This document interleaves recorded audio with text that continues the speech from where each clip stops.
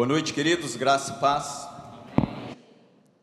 Acredito que há muito tempo nós não enxergávamos em nosso país tanta intolerância social como a que temos lidado nos últimos tempos.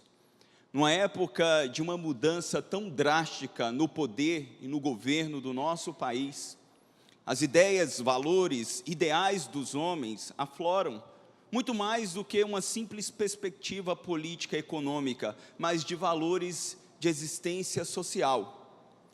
Isso faz com que muitos não admitam de modo algum que o outro pense de modo diferente e intentam contra a integridade moral, física e contra a própria vida.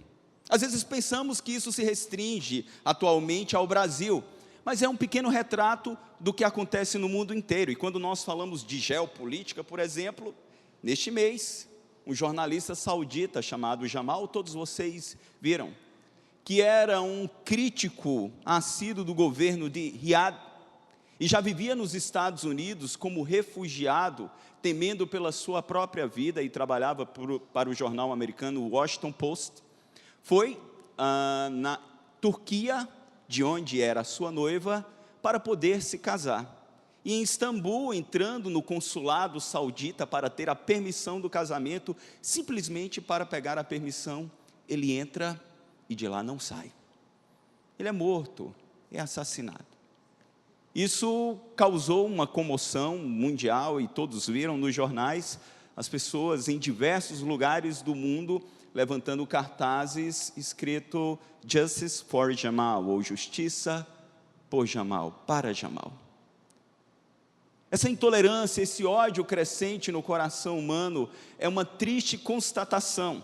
E ao mesmo tempo, a busca por paz e o desejo por paz deve ser uma realidade de todos os homens, inclusive de cada um de nós que aqui estamos como cristãos.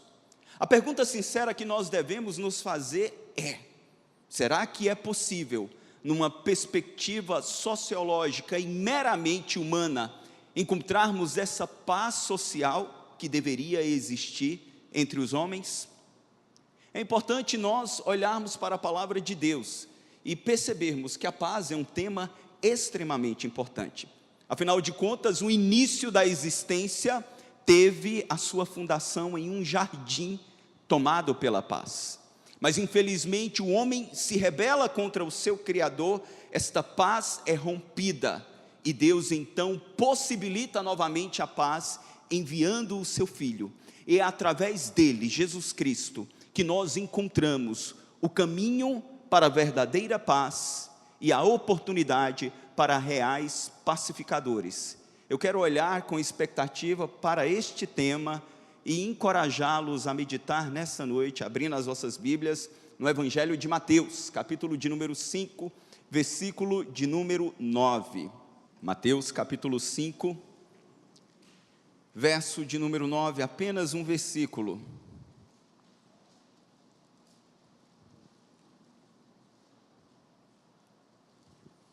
Vamos ler todos juntos a palavra do Senhor?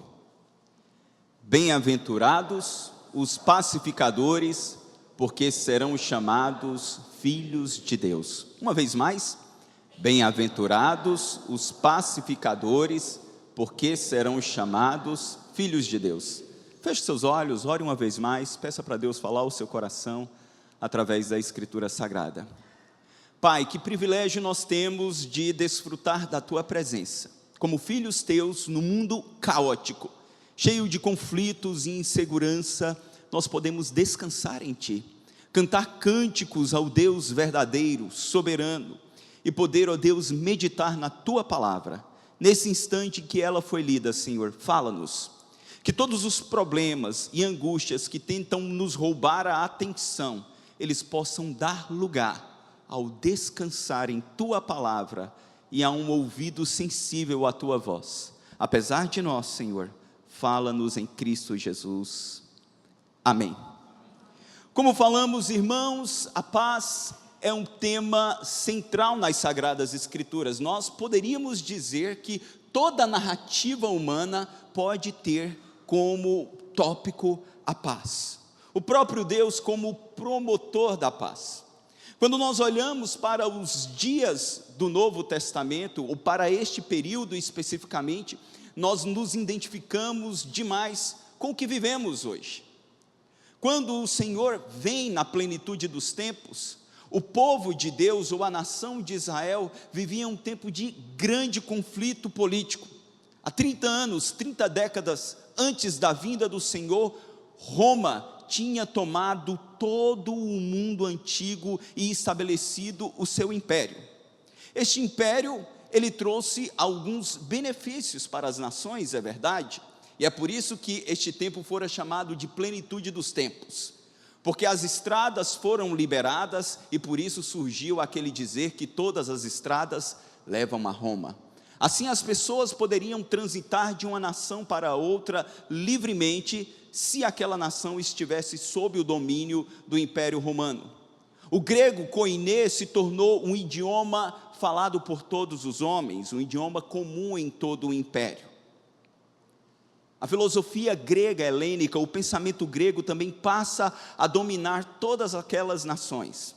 Mas o povo de Israel tinha uma promessa, de que eles seriam colocados como cabeça e não como cauda. Em Deuteronômio 28, quando Deus repete a lei dada a Moisés e ao povo de Israel, ele faz uma série de promessas, nas quais demonstram a nação de Israel tendo uma proeminência diante das demais nações, se eles fossem obedientes ao Senhor em tudo. A grande questão é que eles negligenciam a aliança, pecam, e o Senhor em diversos momentos da história permite que eles fossem subjugados por outros reinos. E aqui estava, uma vez mais, além do Império Egípcio, além do Império Persa, além do Império Babilônico, estavam eles agora subjugados sob o Império Romano. O povo estava dividido. Existiam 4 principais partidos com cosmovisões distintas em Israel. Existiam aqueles que eram mais liberais e não acreditavam na vida após a morte, chamados saduceus, viviam uma vida libertina, imoral. Existiam os conservadores, legalistas, intolerantes, os fariseus. Existiam ainda os contemplativos, os essênios, que viviam em lugares distantes do convívio. Era uma espécie de socialismo da época, onde eles dividiam todos os bens entre os homens. E por fim, existiam os revolucionários, zelotes, que queriam tomar o poder pela força, pela guerra. Observem então que as perspectivas e partidos simplesmente mudaram de nome, mas era a mesma percepção do coração humano num desejo de estabelecer um reino nessa terra. É nesse cenário que Jesus, o grande rei, vem, e é assim que Mateus o apresenta, aquele que vem para reinar sobre o seu povo. E quando ele começa o seu ministério na Galileia, escolhendo os homens mais improváveis, a maioria deles simples pescadores indoutos, não fazendo parte de nenhum desses partidos da elite judaica. Ele começa então o seu ministério ensinando a estes homens, dizendo que ele iria transformá-los de pescadores de peixe em pescadores de homens. Mateus então traz essa narrativa do grande rei que veio para reinar em Israel, e a partir do capítulo 5, ele demonstra qual é a ética, qual é a moralidade deste reino, quais são os princípios que deveriam governar este reino, e os súditos do reino, como eles deveriam seguir em seus corações. E ele começa com uma série de bem-aventuranças, ou felicidade para além da alegria ordinária dos homens. E nós encontramos no versículo de número 9, nesta penúltima bem-aventurança, porque a última ela é repetida, nesta penúltima bem-aventurança, uma característica do rei que veio para reinar. Ele era o príncipe da paz, e ele então apresenta que mais do que felizes, seriam aqueles pacificadores, porque estes seriam chamados filhos de Deus. Eu gostaria de ressaltar para os irmãos, em primeiro lugar, qual é o significado desta paz que Cristo veio promover em um mundo tão conflituoso em sua época e no mundo conflituoso da nossa época. A paz que Cristo, como Rei, veio promover é uma paz que tem por características a justiça e a verdade. A paz do reino de Deus, ela tem por características marcantes a justiça e a verdade. É o fato essencial, irmãos, para que compreendamos devidamente. Ela vai muito além da abstenção de brigas e conflitos. Porque o que é que os nossos dias, ou os homens, de modo utópico e ilusório, tentam promover? Respeitemos as diferenças. Cada um viva a sua própria verdade. É bem verdade que, como cristãos, nós devemos proclamar e defender a tolerância social. Devemos respeitar todos os seres humanos, independente do seu credo, independente das suas opções e comportamentos. Respeitamos por serem criados à imagem e semelhança de Deus. Mas essa tolerância social não é aquilo que o relativismo moral dos nossos dias tenta promover. Uma tolerância que abre mão da verdade, que abre mão do conceito de uma verdade absoluta para abraçar as mais múltiplas verdades. D.A. Carson, ele trabalha muito bem isso quando diz que os homens hoje desejam que todos aceitem os múltiplos comportamentos como múltiplas verdades. Isso nunca foi uma verdade nas Escrituras Sagradas. O relativismo moral, ele é impraticável numa perspectiva de promoção de paz. Porque se cada homem constrói a sua própria ética, a sua própria moralidade, nós iremos acabar em uma anarquia, onde não existe absolutamente padrões éticos e morais a serem vividos em qualquer lugar. Isso nunca se sustentou ao longo da história, e todas as nações e impérios que abraçaram o relativismo moral, eles sucumbiram, eles ruíram. Jesus Cristo, então, quando estabelece o seu reino, em primeiro lugar, ele demonstra que este reino não era político. Quando ele multiplica pães e peixes no início do seu ministério, os homens ficam maravilhados e dizem: olha, certamente ele reinará sobre nós, reina sobre nós. Jesus confronta aqueles homens dizendo: o meu reino não é deste mundo, não é nessa perspectiva que vocês estão enxergando. Não é na perspectiva de terem o vosso pão material suprido, ou as vossas necessidades físicas. O meu reino vai para além, mas é um reino de justiça. Justiça estabelecida no próprio caráter de Deus. Deus já havia deixado muito claro isso no Antigo Testamento, e é por isso que era comum a saudação judaica Shalom, principalmente aos sábados, onde eles dedicavam o dia ao Senhor e cumprimentavam uns aos outros com a expressão hebraica Shabbat Shalom. Ela significa literalmente que cada pessoa que recebesse a saudação recebesse toda a justiça e bondade de Deus sobre a sua vida. Poderíamos dizer que ela é a mais alta bondade e justiça de Deus para você. Tiago confirma, irmãos, em sua carta, qual é a natureza da paz de Deus. Se você abrir por um instante a sua Bíblia em Tiago 3, no versículo 17, ele demonstra que esta paz em nada é tomada pelo relativismo moral, ou o simples fechar dos olhos ao comportamento de outrem. Observem o que diz Tiago, capítulo 3, versículo de número 7. Tiago, 3,17, isso mesmo, querida.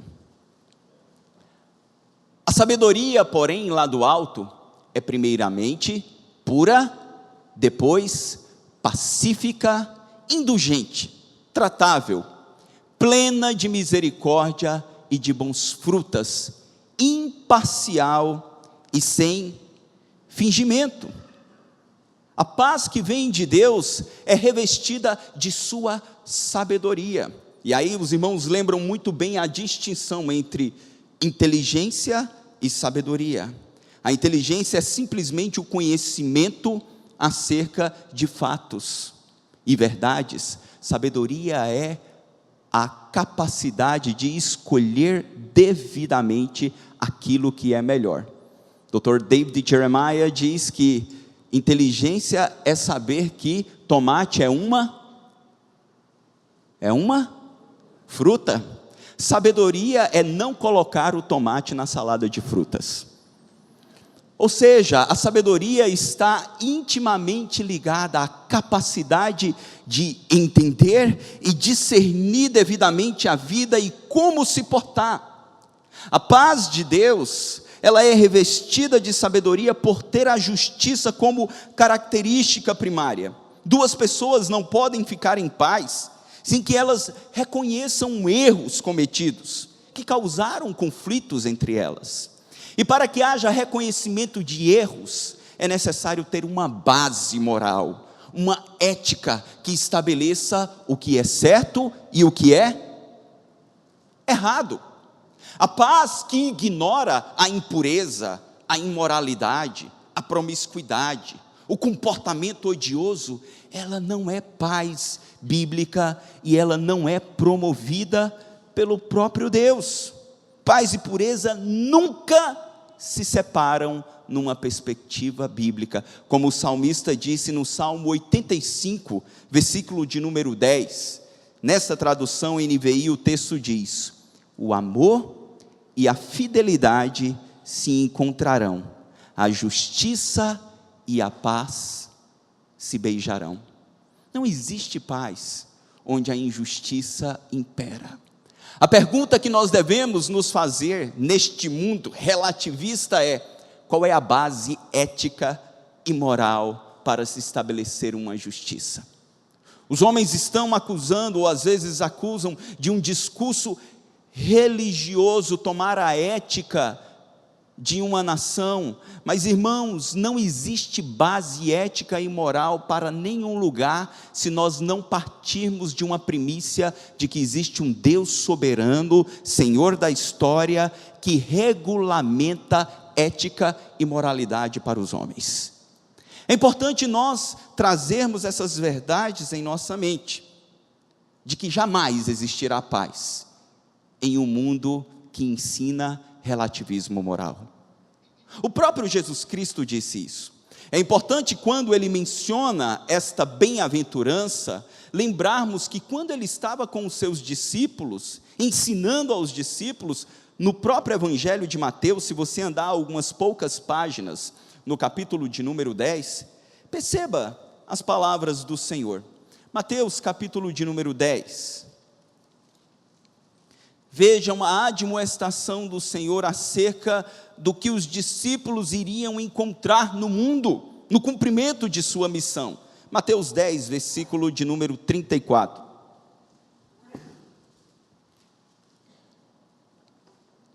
Diz a palavra de Deus: não penseis que vim trazer paz à terra.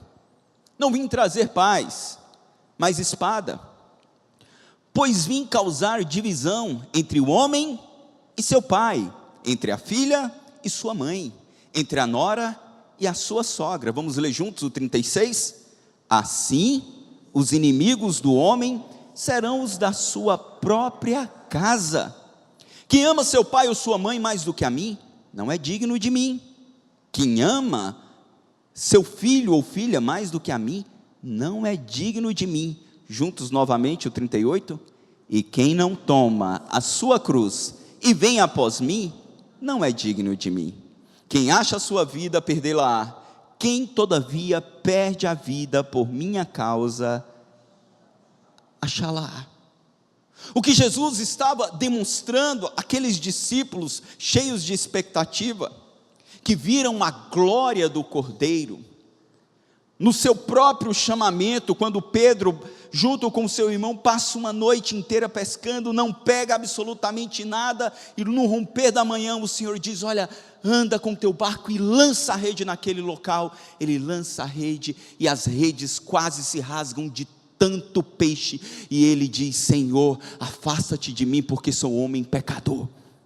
Eles contemplaram a glória divina de Cristo, mas agora, diante da expectativa de como seria este reino, e como seria a paz promovida pelo reino, Jesus simplesmente diz: olha, não pensem que eu vim trazer paz nesta terra, na presente configuração. Por quê? Ele mesmo disse que o mundo jaz no maligno, que após a queda do homem, a rebeldia é uma característica presente no coração de todo ser humano que não conhece a verdade. Ele mesmo disse: olha, se eu sou o Senhor, e vocês fazem bem de me chamar assim, porque de fato eu sou, eles me chamaram de Beelzebu, príncipe dos demônios, quanto mais vocês que são meus súditos. Saibam disso. Vocês encontrarão um mundo hostil, vocês encontrarão um mundo que, ao ouvir a minha verdade, irá responder com ódio, com indignação, com perseguição. Esses discípulos provaram isso, irmãos. Eles provaram a paz gozada no início da igreja primitiva, ali em Jerusalém, a partir do capítulo 3 de Atos, onde eles caíam na graça de todo o povo e muitos se convertiam. Subitamente foi trocada por um conflito, lá no capítulo 7, onde o império já não olhava com bons olhos para os cristãos, e agora começa a perseguir, prender, açoitar. Uma hostilidade que começa dentre os judeus, agora vai se espalhando por todo o império romano. Jesus deixou claro esta verdade, de que a paz do reino dele, ela é revestida por verdade e justiça. E quando a verdade do evangelho é promulgada, ela irá trazer desconforto, sim. A paz deste mundo, ela é impraticável, porque onde existe pecado, os conflitos, eles sempre surgirão. Lembre as palavras do próprio Tiago, se você abrir por um instante no capítulo 3, veja o que Tiago diz acerca disso. Tiago 3, verso 16 em diante.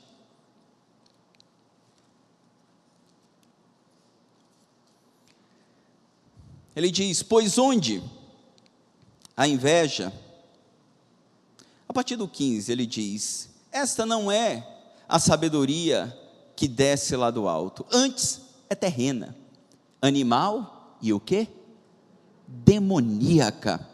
Pois onde há inveja e sentimento faccioso, aí há confusão e toda espécie de coisas ruins. Plena paz neste mundo, cheio de inveja e pecado, é utópico. Governo nenhum, de nenhum lado, de nenhuma perspectiva, de nenhuma elaboração humana poderá produzir, porque o conflito existente neste mundo é consequência de uma humanidade caída, separada de Deus e separada dos seus valores. É importante, irmãos, guardarmos isso no coração, para que não sejamos iludidos, como muitos judeus foram, pensando que um reino terreno iria trazer plena paz a eles. Homem algum pode promover isso a partir de sua própria ideologia. Jesus deixa isso claro.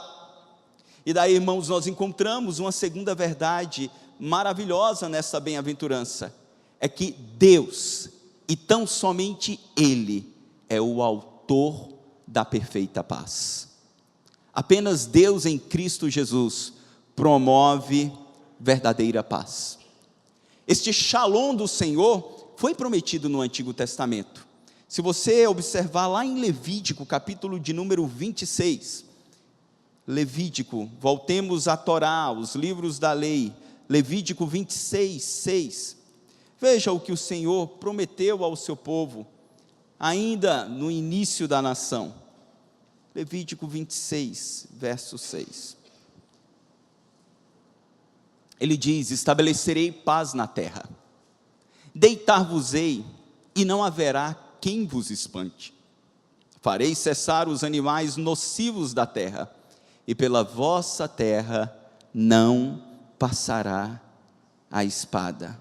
O problema é que Israel ouviu essa promessa e acreditou ser uma realidade plena enquanto nação. Em Israel nação, no Israel político, e o Senhor já apontava para uma Jerusalém escatológica, para um reino eterno, e não um reino transitório. No Novo Testamento nós encontramos Paulo dizendo à igreja que estava em Roma, na capital do império: o Deus da paz seja com todos vocês. Como é que este Deus, Ele promove a paz entre os homens? Ele promove, irmãos, através da vinda do Rei, Príncipe da Paz.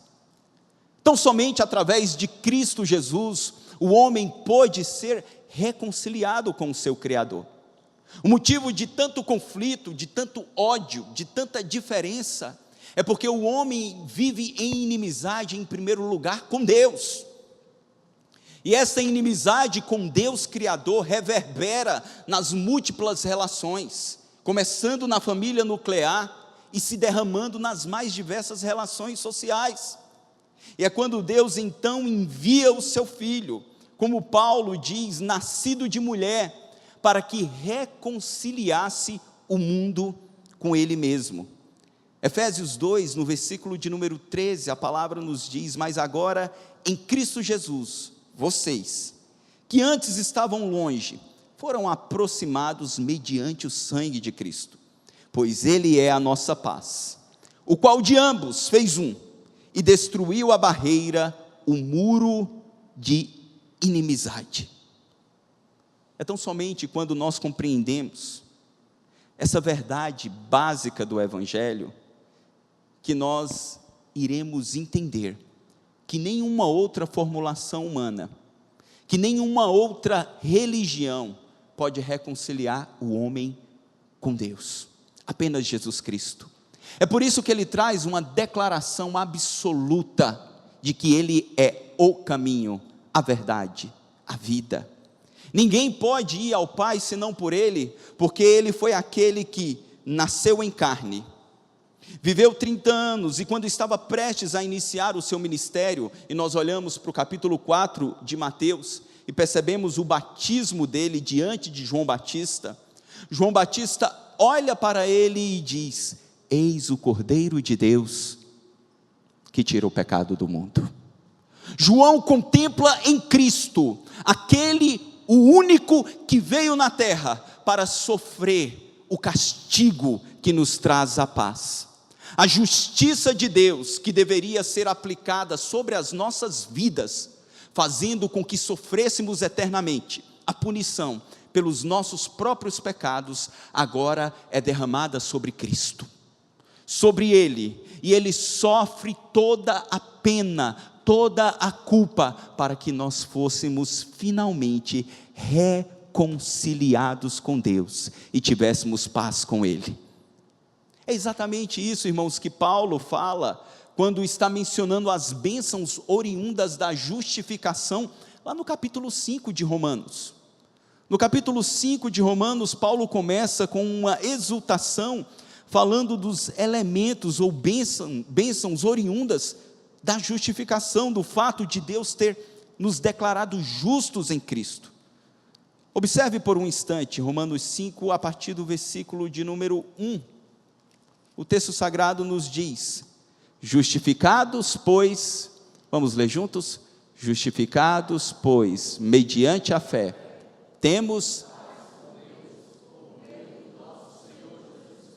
nós temos paz com Deus. Não por nosso próprio mérito, não por nossa própria moralidade, não pelos nossos esforços de construirmos uma igreja eticamente impecável, muito menos uma nação, não, pelos méritos de Cristo na cruz do Calvário, vivendo uma vida perfeita antes disso e sofrendo a nossa punição, agora nós somos declarados justos e somos reconciliados. Calvino diz: o Deus que outrora olhava com ira sobre todos nós como filhos da perdição, agora derrama o seu benevolente amor através do seu Filho Jesus Cristo. Através desta paz relacional com Deus, nós podemos viver uma vida de paz. Os conflitos que tomavam a nossa alma, eles dão lugar à paz que excede todo entendimento. Jesus, ele declarou isso aos seus discípulos, quando no Evangelho de João 16:33, ele disse essas coisas, para que em mim vocês tenham paz. Neste mundo, vocês terão aflições, contudo, tem de bom ânimo. Eu venci o mundo. Neste mundo de aflições, conflitos, contendas, nós precisamos ter a consciência que plena paz nós encontramos tão somente em Cristo. É por isso que os apóstolos, em tantos momentos, eles puderam viver em uma terra cheia de ameaças, em uma terra cheia de dilemas, enfrentando hostilidade, perigos de morte, mas tendo seus corações tomados pela paz. Essas verdades que são tão elementares, irmãos, precisam voltar à nossa mente, em uma época onde os homens estão desesperados, colocando a sua esperança em outro homem e não no próprio Cristo. E uma terceira e última verdade, que agora nos desafia e nos chama a atenção para a tônica da bem-aventurança. A bem-aventurança nos diz: mais do que felizes os pacificadores, aqueles que promovem a paz, os agentes da paz. Jesus estava se dirigindo aos agentes do reino, aqueles que reconheceram o seu senhorio e através da sua obra vicária agora foram reconciliados com Deus. Os mensageiros são todos os crentes em Cristo. Apenas eles podem ser pacificadores. Apenas aqueles que pertencem ao autor da paz. Como Paulo nos diz em 2 Coríntios, no capítulo 5, no verso 18. Tudo isso provém de Deus, que nos reconciliou consigo mesmo por meio de Cristo Jesus e nos deu o ministério da reconciliação. O Senhor, ao chamar estes súditos, ele começa a bem-aventurança dizendo que mais do que felizes eram os pobres de espírito, eram aqueles que reconheciam a sua miséria, eram aqueles que reconheciam a sua indignidade diante de Deus, foram aqueles que provaram a justiça de Deus, aqueles que tinham fome e sede de justiça e creram no seu sacrifício, viram que eram incapazes. Agora ele vai terminando as bem-aventuranças nos desafiando. Uma vez que nós reconhecemos a nossa miséria, uma vez que nós aceitamos a justiça de Deus, agora nós seremos mais do que felizes quando nós promovermos essa paz. Quando nós nos colocarmos como agentes da reconciliação. Muito longe da turma do deixa disso. Muito longe da turma da neutralidade, da turma que diz: é melhor não falar sobre assuntos polêmicos, vamos manter a paz. Como o ditado americano, don't shake the boat, não balance o barco, deixa as coisas como estão.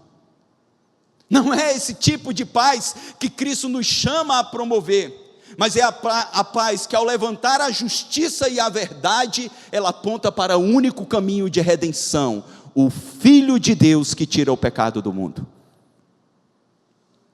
É diante deste conflito, é diante do desconforto da proclamação da verdade, que os pacificadores apontariam o caminho da reconciliação, sem arrogância, sem altivez, sem soberba, sem deboche, sem ironia, mas com um coração humilde, reconhecendo a sua própria indignidade e apontando que o caminho é o caminho do arrependimento. Jesus deu a atenção para os piores pecadores. Ele encontra como uma mulher adúltera. E quando ele encontra com esta mulher adúltera samaritana, lá no capítulo 4 de João, ele não diz: olha, vamos deixar a sua vida de lado. Não, ele confronta o pecado daquela mulher, perguntando: onde está o teu marido? Que pergunta indelicada. Ela muda de assunto: não, eu não tenho marido. Bem dissestes que não tem, porque já tivesse 5, e o que tens agora não é teu. Nós precisamos defender a verdade de Deus, porque fomos chamados para proclamar as virtudes daquele que nos chamou das trevas para o reino da sua maravilhosa luz. Somos promotores dessa verdade. Este ministério da reconciliação nos foi confiado, como o próprio Paulo nos diz, uma vez mais escrevendo aos Romanos, no capítulo 5, no verso 10, se quando éramos inimigos de Deus, fomos reconciliados com Ele, mediante a morte do seu Filho, quanto mais agora, tendo sido reconciliados, seremos salvos pela sua vida. Encontramos algumas características, irmãos, que devem estar presentes em nós. Nós, além de termos paz com Deus, nós devemos conduzir outras pessoas à paz. Devemos conduzir outros pecadores à reconciliação. O propósito da igreja é pregar paz através de Jesus Cristo. Precisamos, irmãos, nos levantar. Nós encontramos tantas pessoas nessa época, defendendo os seus ideais e perspectivas humanas, com tanto fervor e paixão de alma. E devemos defender valores que acreditamos ser valores do reino. Mas eu me pergunto, irmãos, o quanto isso contribuirá para a paz real deste mundo. Porque todo e qualquer domínio humano é transitório. Todo e qualquer homem, ele não perdurará para sempre. O único reinado eterno que não tem fim é o que Cristo estabelecerá nesta terra, através do novo céus e nova terra. E este sim deve ocupar o centro, o âmago dos nossos discursos e da nossa paixão.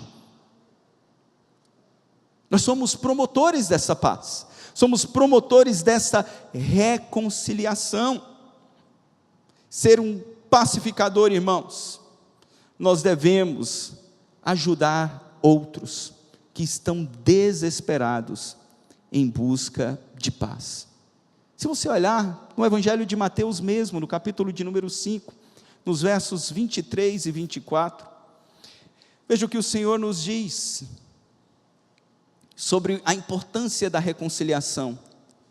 Se, pois, ao trazeres ao altar a tua oferta, e ali te lembrares de que teu irmão tem alguma coisa contra ti, deixa perante o altar a tua oferta, vai primeiro reconciliar-te com teu irmão, e então voltando, faze a tua oferta. Jesus fala essas verdades numa perspectiva de um amor sacrificial, disposto a perdoar, e a viver uma relação com Deus e com o próximo íntima. E não existe maneira de nós vivermos esta relação de um modo mais palpável do que promovermos a reconciliação de outros pecadores com esse Cristo.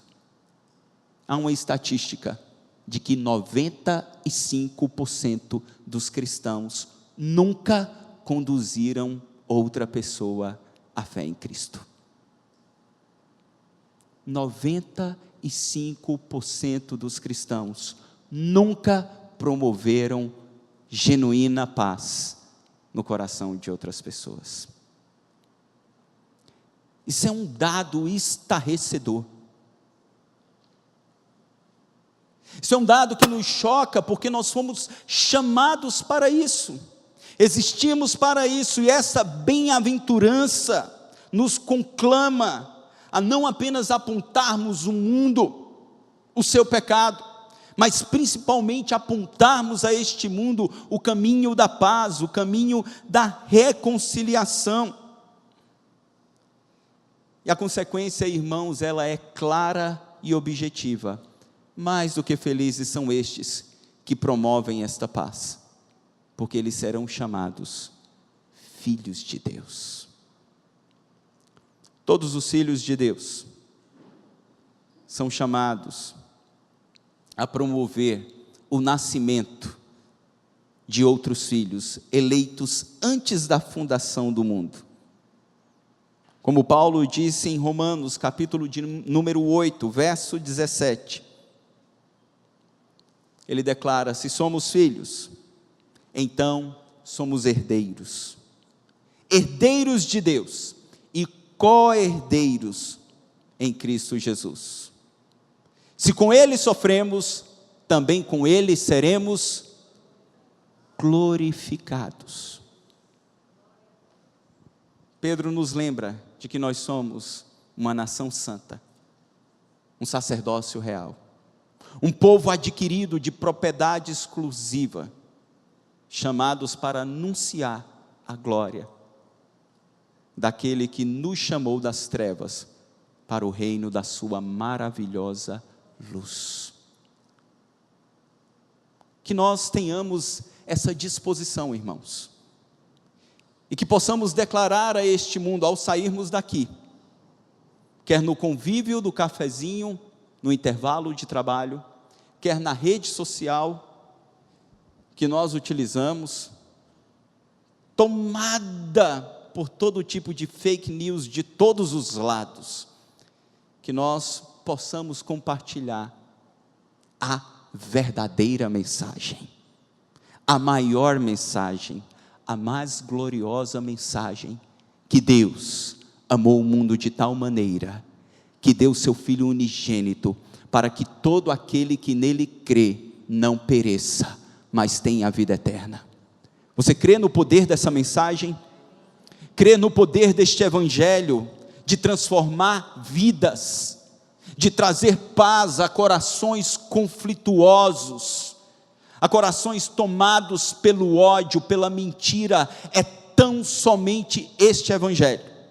E enquanto isso, em meio aos conflitos dos homens, nós podemos desfrutar da paz de Deus, que excede todo o entendimento, na expectativa de que um dia este rei, que não estabeleceu o seu reino nessa configuração, e não irá estabelecer, nós de fé reformada não cremos em um reino pleno, em um reino milenar nessa terra como ela está. Não cremos que Jesus reinará em Jerusalém, não cremos que Ele irá restaurar o sacrifício, nós não cremos, numa perspectiva dispensacionalista. Nós cremos sim, que este mundo irá se corromper cada vez mais, que os homens amarão mais os prazeres do que a Deus.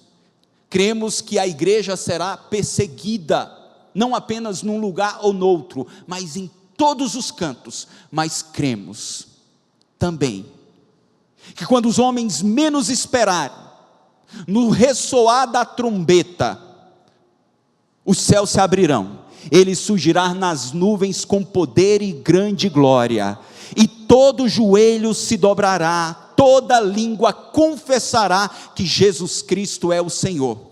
Cremos que subiremos alegremente com toda a igreja, cremos que Ele julgará vivos e mortos, e os homens irão responder diante dEle, pelos seus atos mais ocultos, e cremos finalmente, que Ele estabelecerá aqui, novos céus e nova terra, como Ele mesmo declarou em Apocalipse. Eu finalizo lendo esse texto, 21, uma promessa de esperança para o seu povo, que estava, nesta época, vivendo a mais angustiosa tortura do Império Romano, depois de Nero perseguir e matar cristãos no Coliseu. Agora um novo imperador chamado Domiciano oprimia a igreja, perseguia a igreja, e o Senhor demonstra a esta igreja em todo o tempo, que os olhos dele estavam sobre eles. E ele declara no capítulo 21, acerca da esperança eterna: vi novo céu e nova terra, pois o primeiro céu e a primeira terra passaram, e o mar já não existe. Vi também a cidade santa, a nova Jerusalém, que descia do céu, da parte de Deus, ataviada como noiva adornada para o seu esposo. Então ouvi grande voz do trono dizendo: eis o tabernáculo de Deus com os homens, Deus habitará com eles, eles serão povos de Deus, e Deus mesmo estará com eles. Juntos o verso 4, e lhes enxugará dos olhos toda lágrima, e a morte já não existirá, já não haverá luto, nem pranto, nem dor, porque as primeiras coisas passaram. Maranata, vem Senhor Jesus. Que proclamemos este reino e que sejamos promotores da paz. A paz que os homens não poderão promover, mas você, assim como aqueles pescadores mais indoutos, simples e improváveis, revolucionaram o mundo, Deus pode nos usar para revolucionar a vida de pelo menos um homem e uma mulher. Ouvindo essa semana a CBN, que discutia os planos dos candidatos acerca da segurança pública, em um plano A e B, uma daquelas repórteres, daquelas jornalistas, ela mencionou um estudo de um pesquisador da USP, e esse pesquisador, no seu estudo, afirmou que o trabalho de evangélicos de igrejas pentecostais no Brasil promoveram mais ressocialização de presos do que todo e qualquer projeto de qualquer governo. E ela falava então da importância da igreja em trabalhos sociais. O que ela não entende, e não pode entender enquanto não for alcançada, é que mesmo aqueles irmãos tão simples, que saem domingo após domingo nos presídios, com uma Bíblia debaixo do braço, eles têm em suas mãos e em seus lábios a mensagem de um rei, que não apenas confronta o homem, mas que dá a este homem um novo coração, uma nova natureza, um recomeço, que faz deste homem uma nova criatura. Essa mensagem está em nossas mãos.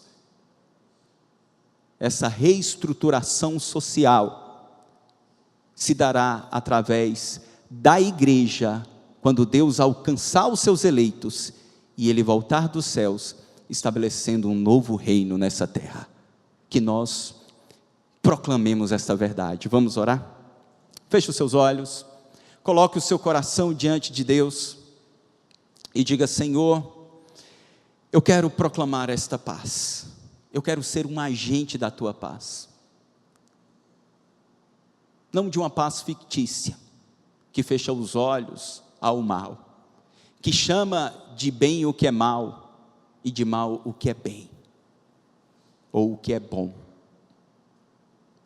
Eu quero proclamar a Tua verdade. Talvez este ano você falou do amor de Cristo para poucas pessoas, talvez você aproveitou poucas oportunidades, mas esta é uma hora de nós orarmos, e além de confessarmos os nossos pecados ao Senhor, pedimos a Ele força. Senhor, dá-me coragem, dá-me coragem. Tem tantas pessoas que passam pelo ridículo em prol de outros homens. Dá-me coragem de me colocar em qualquer lugar que o Senhor me chamar, para defender a Tua verdade, para promover a Tua paz. Faça essa oração ao Senhor com sinceridade e fé.